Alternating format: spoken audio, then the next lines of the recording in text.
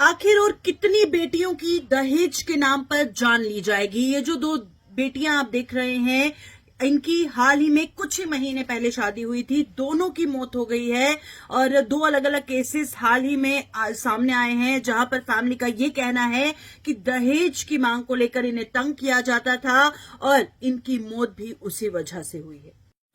बार बार हमारे देश में दहेज को लेकर आवाज उठाई जाती है, पर बहुत ही दुख के साथ मुझे ये कहना पड़ रहा है कि हाल ही में दो लड़कियों की मौत हुई है और उनकी फैमिली का कहना है कि उसके ससुराल वाले उनको दहेज के लिए तंग करते थे। कल आपने देखा मिस पुणे रह चुकी तुषा की कहानी, जहां पर तुषा का कहना था कि वो अपने घर वालों से ये कहती थी कि मुझे यहाँ से ले चलो, मैं यहाँ नहीं रह सकती हूँ, मैं यहाँ पर बिल्कुल भी सही से नहीं हूँ और मैं यहाँ पर पागल हो जाऊंगी। और उसके कुछ ही देर बाद कॉल आता है उसकी सास का उसके घर पे और ये कहा जाता है कि तुषा अब इस दुनिया में नहीं रही। अब फैमिली का कहना है कि दहेज के लिए बार बार उसके ससुराल वाले उसको तंग करते थे। 1 करोड़ हम ऑलरेडी शादी पे खर्च कर चुके थे और डिमांड्स उनकी थी, फॉर्चूनर की डिमांड थी और डिमांड्स जो है वो उनकी खत्म होने का नाम ही नहीं ले रही थी। तुषा ने अपनी फ्रेंड को भी मैसेज किया था कि मैं फंस गई हूं, तू कभी मत फंसना, तू कभी शादी मत करना। और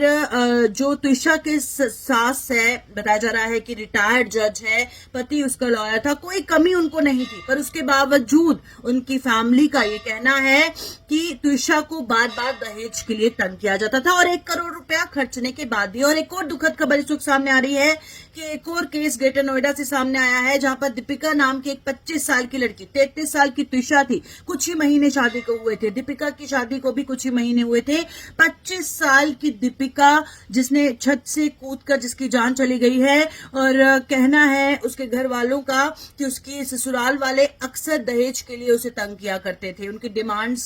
तुषा की तरह ही इल्जामात हैं, पर सवाल यहाँ पर यह है कि जब एक लड़की अपने घर वालों को कहती है कि मैं यहाँ सही से नहीं रह पा रही हूँ, और क्या आप उसकी